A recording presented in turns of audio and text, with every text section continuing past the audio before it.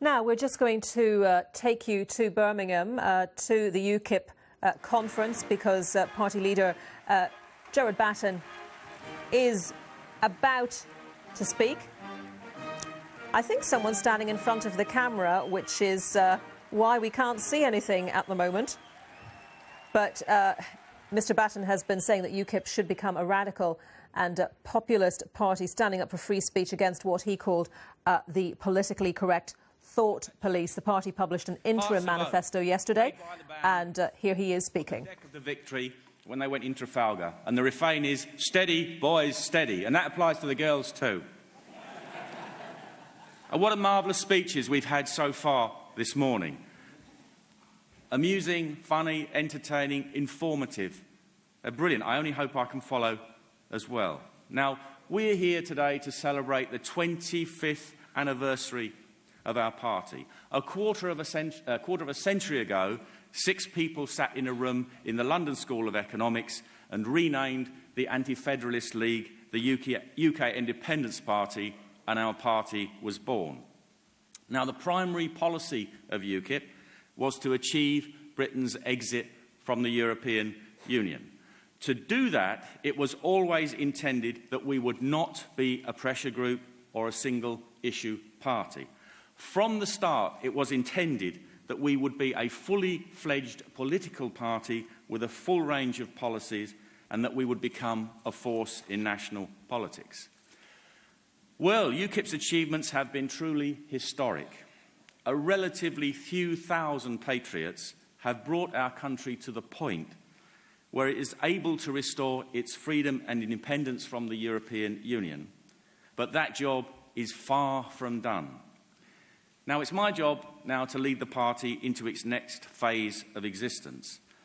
And I would like to start by misquoting Malvolio from Shakespeare's Twelfth Night. Some men are born to leadership, some men aspire to leadership, and some men have leadership thrust upon them. And you can all guess which category I fall into.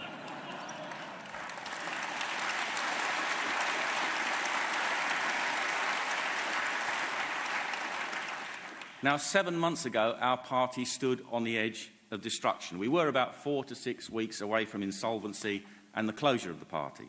And I had a choice of doing something or doing nothing. I simply could not watch our party disappear into oblivion.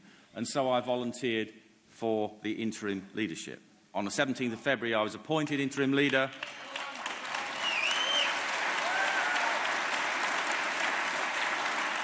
And of course, in April, I was elected unopposed for a 12-month term. Now, some people say that I have saved the party. In all due modesty, that's true. But I could not have done it without you, the ordinary members of the party, the patrons, the donors, the activists. I could not have done it without you. You made UKIP's survival possible. You donated the money we needed in our hour of crisis. You rallied to the UKIP flag. Thank you all.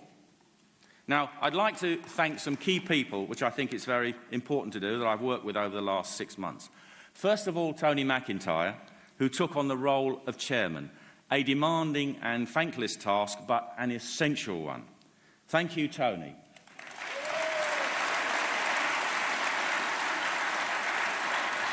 And also my thanks to Kirsten Herriot, who's worked with Tony to organise this conference. Thank you. I'd like to thank Sebastian Fairweather, who took on the role of party treasurer. His skillful financial management enabled us to weather the financial storms of the first few months and put us on the even keel that we are now. Thank you, Seb.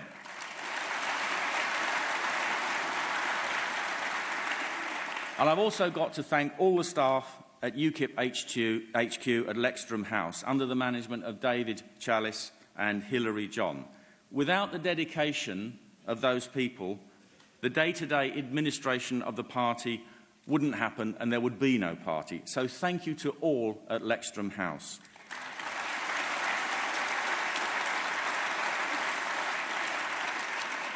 And also thanks to our National Executive Committee.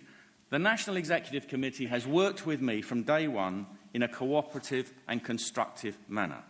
Do not listen to the black propaganda about the NEC. They are your elected representatives, and they have supported me in all I have needed to do. So thank you, the NEC.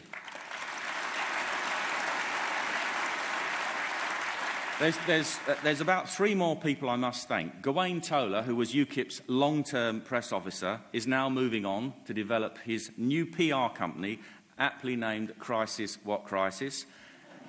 And goodness, does he have some experience behind that. Now, thank you, Gawain, and good luck in your new endeavours. Chris Hicks, who some of you may have met already, is my new press officer, and he's done a great job in helping me in the last few weeks that he's been by my side. And many of you will know, I'm sure, Liz Phillips, a long-time activist and worker for UKIP, who's now my personal assistant. Without her, I simply couldn't do my job. She's been donating her time up until the 1st of September, free of charge, working in her own time to help me, and she's now come on board as my PA. And so thank you, Chris and Liz. Now, there are many UKIP members out there that I could also thank, but time doesn't allow. So please take it from me that you are all appreciated. Thank you, one and all. Now, when I took over as leader, I kind of identified 4 main goals. First, to save the party financially, to increase membership, to put Brexit at the forefront of our campaigns, and to point us in the right direction financially. Now, the party was quickly saved financially by donations from the members, and we were soon firmly in the black. But to fight elections, we have to increase the membership. Now, I must have been doing and saying something right over the last 7 months, because membership is now increasing. When I took over,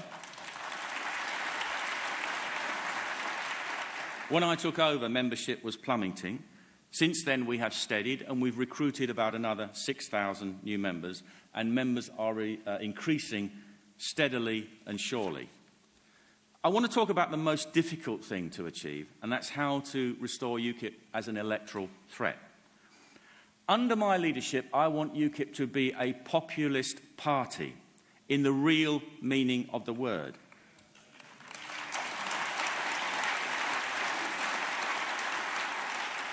I want UKIP to be a party whose policies are popular with ordinary people and voters. I want UKIP to be the party that represents the interests of ordinary people. Those people who work and pay taxes. Those unemployed who'd very much like to have a job but don't have one.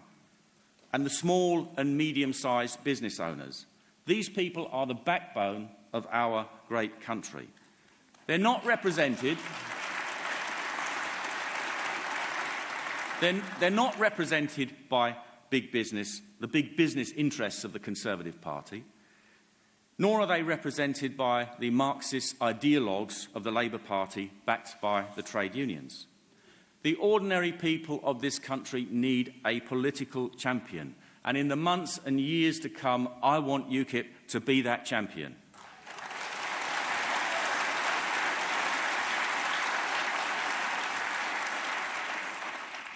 UKIP policies are not about being right or being left, but they're about standing up for what is right and opposing what is wrong. Today we're going to publish our interim manifesto, Policies for People, and you will all get a free copy on your way out at lunchtime, so you can read that at your leisure. Now, UKIP policies should be about what is fair and just, and opposing what is unfair and unjust. People should have jobs, a decent standard of living, and an affordable home. That's not left-wing, that's about what is right. Controlling immigration, punishing and deterring criminals adequately, and combating terrorist ideology isn't right-wing, it's about being right.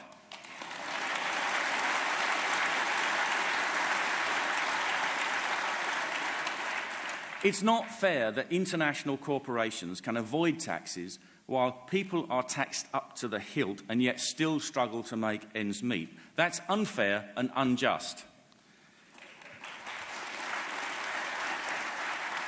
It's not fair that people who spend years on a council housing list and can't get a home, and yet foreign nationals can go straight to the top of the housing queue because they are EU citizens and have equal rights. That is unfair and unjust.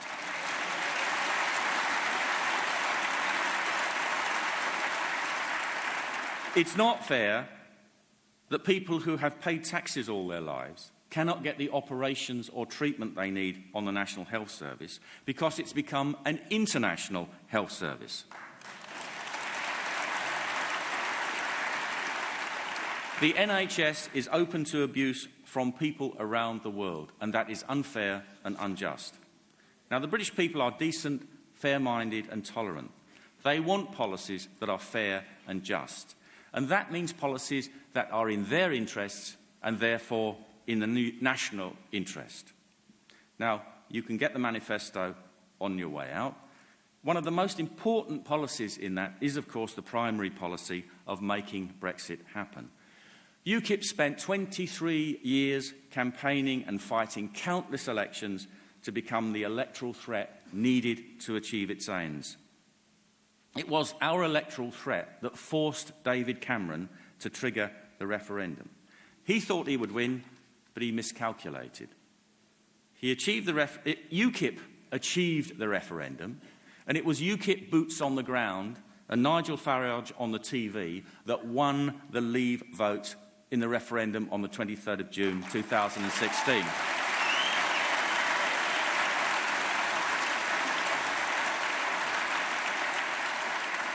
Despite the combined forces of the political establishment, the media establishment and the international establishment campaigning for a Remain vote, they lost and we won.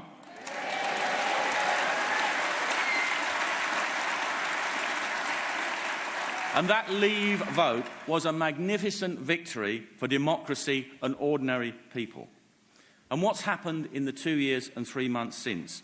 Well, we haven't left the European Union yet, that's for sure. Mrs May and her cross-party Westminster establishment have no intention of fully implementing a complete exit from the European Union if they can possibly avoid it.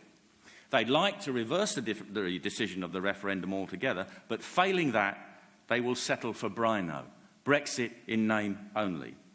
The so-called deal Mrs May wants to achieve is one whereby we pay the EU lots of money, we obey most of their laws, continue to be subject to the decisions of the Court of Justice of the European Union, and have more or less open borders. That will mean leaving in name only. If she can achieve that, then it will leave the way open to take Britain back into the European Union in a few years' time. One thing that Mrs May said, which I believe, and there isn't much, is that she doesn't want any more UK MEPs after the 29th of March next year. What she really means is she doesn't want any more UKIP MEPs.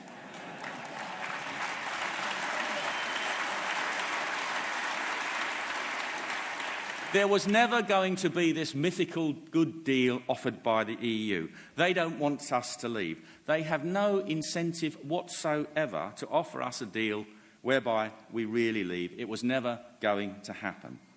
Now, some in the party tell me that I should concentrate on talking about Brexit. Well, let me remind them that there's only one political party in this country that has published an EU exit plan. That party is UKIP, and I wrote that plan.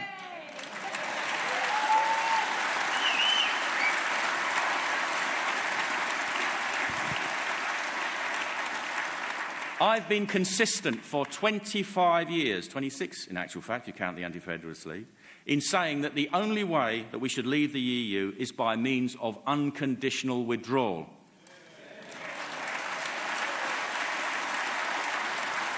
No ifs or buts or equivocations. When UKIP says it, leave really does mean leave.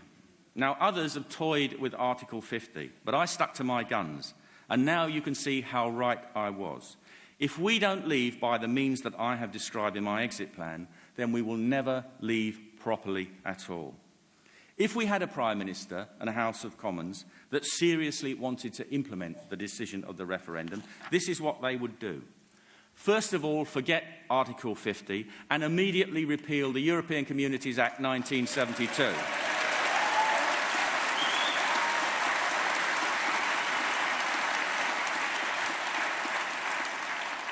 We should do that as a first step, not a final step in the process. We should leave under our law, not the EU's law. We should offer continued tariff-free trade, and if that generous offer is not accepted by the EU, then we can revert to World Trade Organization terms. They can make that decision in a week. And it will be the EU's decision, not ours. We should offer reciprocal terms for citizens' rights to EU citizens already resident in the UK, but such a deal must be reciprocal to UK citizens on the continent. Now, all EU law has been incorporated into UK law and would remain temporarily in place. But we can set about amending it in our timescale and according to our priorities.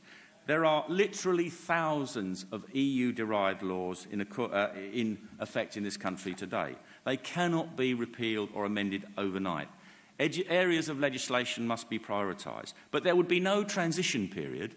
There would be periods of adjustment under our control, depending on the legislative area. We must deal with the important things first, like trade, which I've just mentioned. Such things as the uniform height of brake lights on farm vehicles, I think we can leave on the back burner. And yes, it does exist, and yes, I voted on it, and it's always stuck in my mind ever since. And it shows you what exciting life we have in Strasbourg and Brussels. Now, we should explain to the European Union that we want trade, friendship and cooperation, but that Brussels does not govern the UK anymore. We have taken back control. We should not be asking the European Union how we can leave. We should be telling them how it's going to work.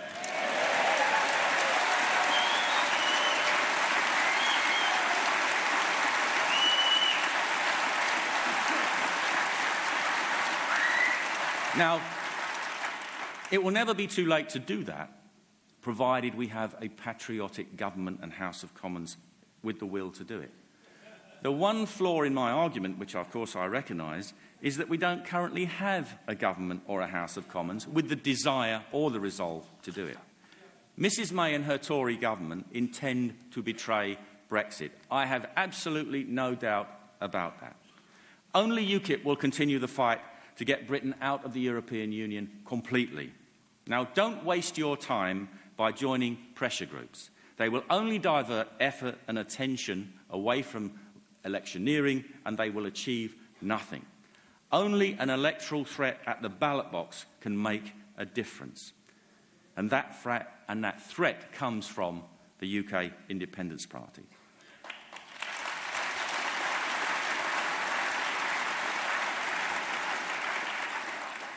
If Britain leaves the European Union in name only, UKIP will continue the struggle to repeal whatever EU withdrawal agreement is put in its place, for however long that takes. Now, how do we make UKIP an electoral threat again? Well, we're already on the way. In the English local elections last May, we lost lots of seats. There's no hiding that. But we also achieved an average of 6% of the vote in the seats where we stood. Our current national polling puts us on about 7%. Now, you cannot win a seat in Westminster on 7%, but you can ensure that others lose their seats. If there were a snap election in October, we can cause havoc in marginal seats on 7%. Under the first-past-the-post voting system, general elections are fought in marginal seats. We know where the Remain MPs sit. We know where there are Remain MPs in Leave constituencies on narrow margins. We know where all MPs sit with a narrow majority.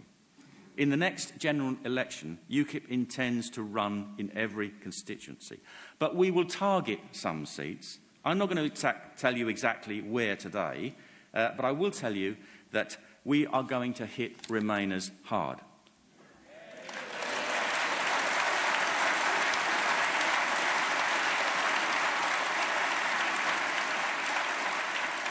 Remainers, we know where your constituents or your constituencies are, and we are coming for you.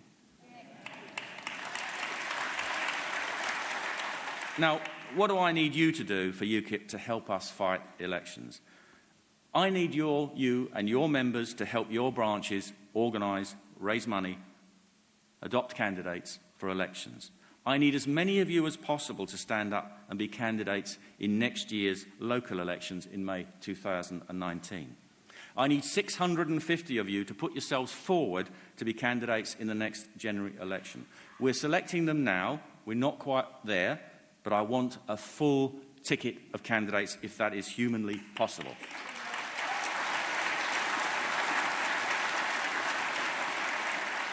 Our strategy, as always, will be to put on pressure through the ballot box to bring about a complete and total exit from the European Union. I cannot organise that all on my own. I need every UKIP member to help in any way they can. This party belongs to you. Its fate is in your hands. You can make it happen. Now, the subject of elections brings me on to another policy in the Manifesto, which I think will be very popular with the population at large, and that is reform of the voting system. We know that the voting system is not fair and does not deliver what people vote for. We have a voting system in this country which is a conspiracy between the Conservative Party and the Labour Party to ensure that they stay in Parliament and everybody else is kept out.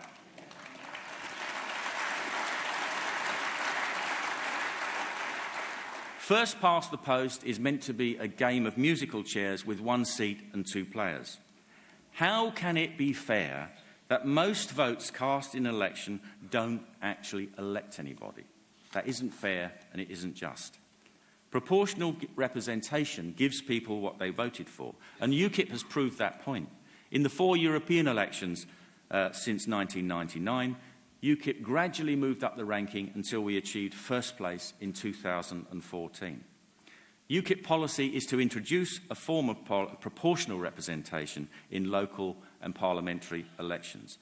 If we lived in a two-party democracy, then the first past the post system would be fair. But we don't, and it isn't.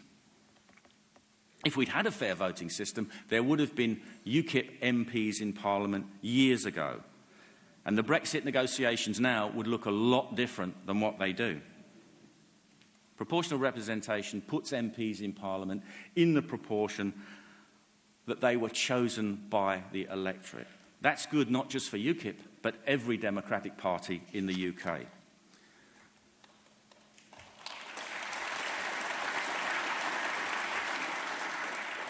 One of the reasons why people voted to leave in the referendum was the realisation that our government had surrendered control to the European Union. And the policy that made that lack of control so obvious to anybody was, of course, immigration.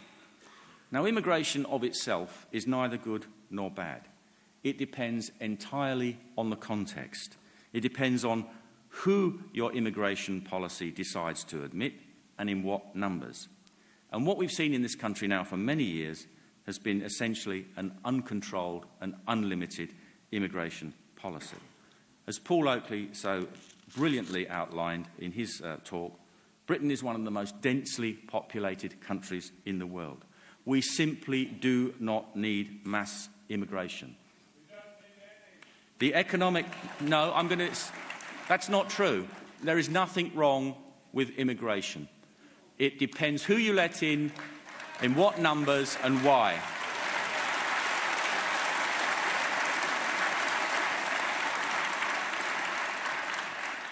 Many great people who've contributed to this country have been immigrants and descendants of immigrants. So let me make that plain to you and the world. We are not against it.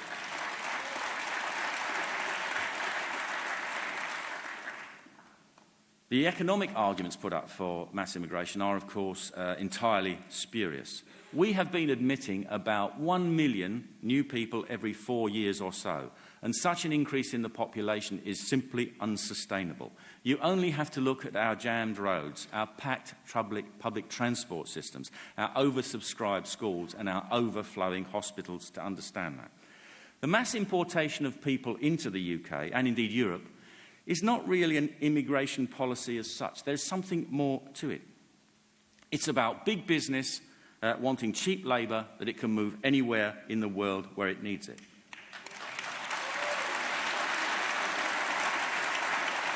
And it's also an ideological policy. It's about undermining and destroying national loyalties and national identities in order to more readily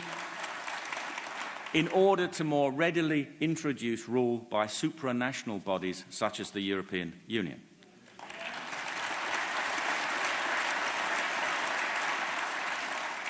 Immigration policies in the Western world are the result of an unholy alliance between big business and the political left. Big business wants that endless supply of cheap labour. Left-wing politicians want to replace the traditional working class voters that they no longer represent and have abandoned. People see their living standards driven down. They see property prices driven up. They see their quality of life decline because of overpopulation. They see crime increase. They fear for the future of their children and their grandchildren. And if people dare to speak out against it, they are called racist, a xenophobe, far-right, hard-right. And we are supposed to be cowed into submission and silence. Now, I've got some good news and some bad news. The European Union has a plan to solve illegal immigration. The bad news is that they're going to make it legal. In December, the European Union will be at a summit in Marrakesh, a United Nations summit, in which they intend to sign what is called a UN Global Compact on Migration and Asylum. The EU, of course, has the ability to sign treaties in its own right, which it took on under the Lisbon Treaty. And they will sign up any country which is a member of the European Union to this Global Compact on immigration and asylum. Basically, as Paul outlined so well, it will seek to make illegal immigration legal. In the European Parliament, we constantly hear the refrain, we must find more legal routes to migration. So if you think that what we have seen in Germany and Sweden and Italy across Europe and in the UK is remarkable, you ain't seen nothing yet if they get their way.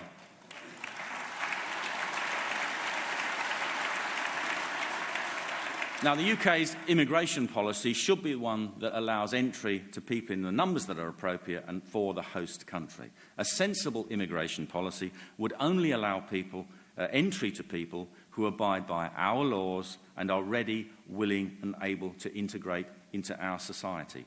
We should not admit people who then tell the host population that we must adapt to them.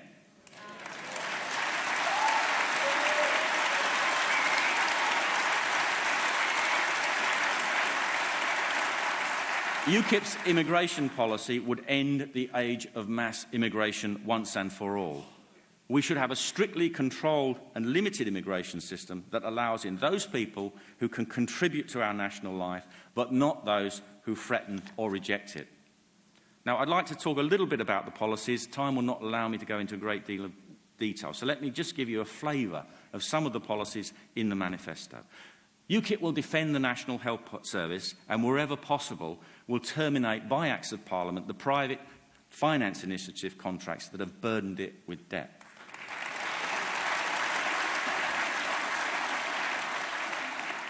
UKIP will waive tuition fees for further and higher education in subjects vital to our national life: science, engineering, technology, mathematics and medicine.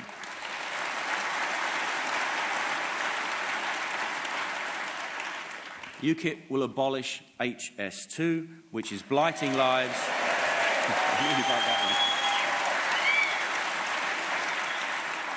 It's blighting lives and going to cost at least $100 billion.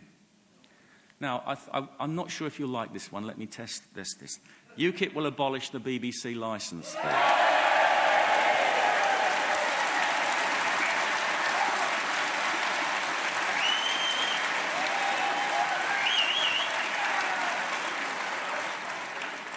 We would make it into a subscription service, and those who want to listen to a stream of politically correct anti-Brexit bias can decide if they want to pay for it or not.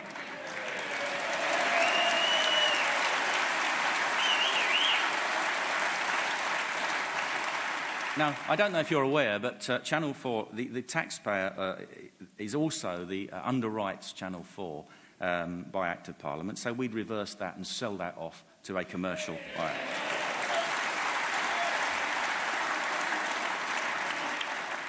And who knows, if they actually depend upon the commercial world, they might actually try to be a bit more impartial in their reporting as well. Who knows? Now, we would abolish the overseas aid budget and save £14 billion.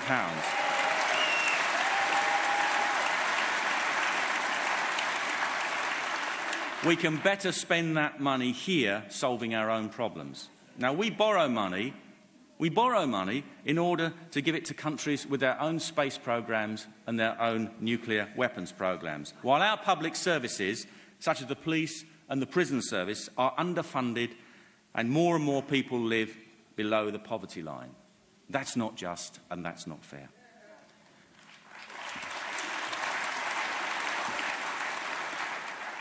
UKIP opposes the pointless wars that we've seen in places like Iraq and Afghanistan.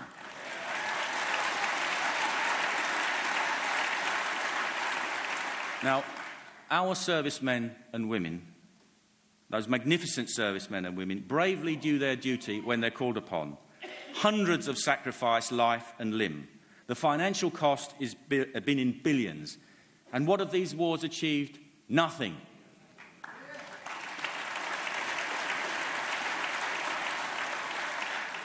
No military action should be taken unless it can be clearly shown to be in our nation's vital interests. Now, UKIP also supports, obviously, our police and prison officers. They're starved of resources and their jobs get harder and more dangerous all the time. UKIP would make adequate provision to pay them properly and resource them.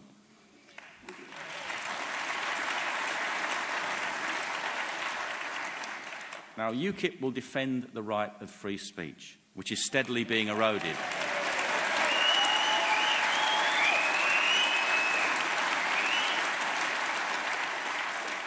We have to have the right to speak our minds within our traditional criminal law, without the fear that the Fort Police will come knocking on our doors.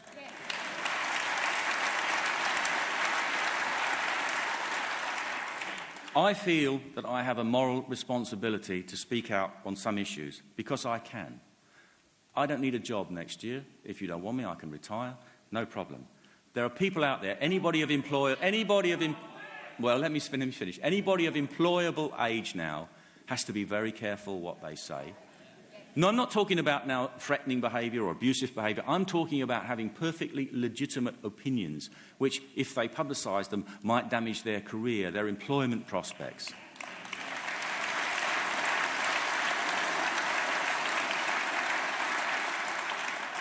I know people that have lost their job because of their association with UKIP. I have to speak up for those people because they can't speak up for themselves. Let me wind up by returning to the subject of Brexit. Now, UKIP has spent 25 years fighting to restore Britain's former status as an independent, democratic, sovereign nation. We would not have done that if we did not think it was in the British national interest. So let's have a quick summary of the benefits of life outside the European Union. Leaving the European Union will restore democratic government. Will we once again live under our own laws made by our own Parliament, with politicians that we elect and we can sack?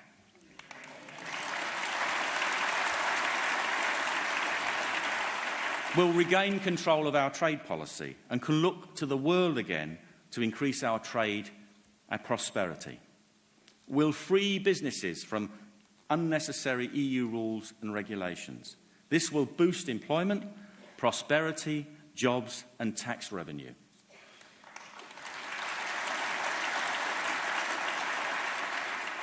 Outside the common agricultural policy, we will regain control of our farming industry. We can stop subsidising big landowners, but start supporting farmers who actually produce food.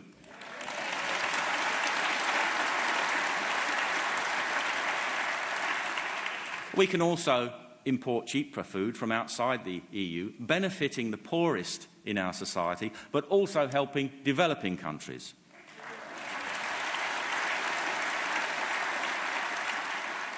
Outside the common fisheries policy, we can rebuild our fishing industry, generate billions for the economy, and regenerate our coastal fishing towns.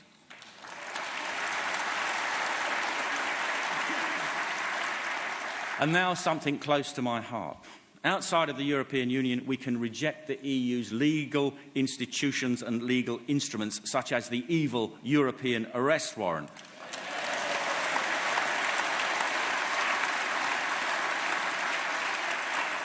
These are destroying our ancient freedoms and liberties under our own law.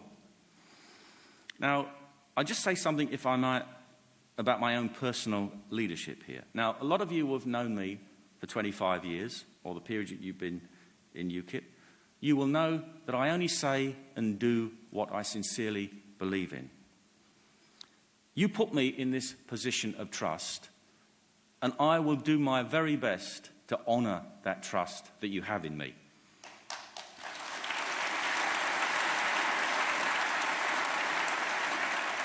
Sometimes I may say things that some of you don't agree with, but I at least ask you to believe that I do that because I sincerely believe it is right for our country and right for our people. I'm sure I'll get some things wrong. Nobody in a position where they have to make decisions every day ever gets 100% right. So if I get something wrong, I ask you to bear with me. UKIP must be an electoral threat once again, and we can't just do that by concentrating on Brexit. We have to have a full range of policies that are popular with our people. Now, I have no doubt that UKIP's efforts will be needed just as much in the next 25 years as they were in the last 25 years. UKIP is the only opposition. Only UKIP is working for Britain, for Brexit, and looking beyond. UKIP wants an independent, prosperous Britain that believes in itself. Thank you for all your efforts over the years, and now UKIP needs your help in the coming months of years to help us fulfil our mission. Thank you.